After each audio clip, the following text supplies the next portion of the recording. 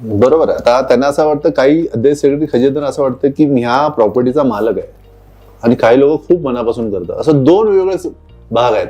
आणि काही सभासद आहेत जे फक्त अधिकार सांगण्यासाठीच येतात, काम काय करत नाही, म्हणजे प्रश्न विचारतात पण उत्तर नाही सापडत. अशी आता बघा, आपली मानसिकता तशी झालेली आहे.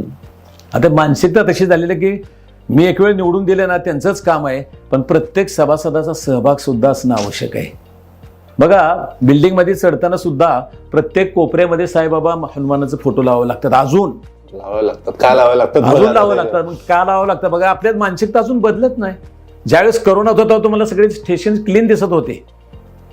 आताची परिस्थिती पाहिली तर परत लोकांची मानसिकता बदलत नाही. म्हणजे मानसिकता बदलणं गरजेचं आहे. आपल्यामध्ये विचारामध्ये परिवर्तन करणं गरजेचं आहे. त्यासाठी ट्रेनिंगची गरज आहे. त्यासाठी ट्रेनिंगची गरज आहे. आता एक उदाहरण, जर आपल्याकडे लाईट गेली, भारतामध्ये लाईट गेली आणि अमेरिकेमध्ये लाईट गेली, तर अमेरिकेमध्ये लाईट गेल्यानंतर लगेच मोबाईल काढतील, काय करतील, लगेच लाईटवाल्यांना फोन करतील.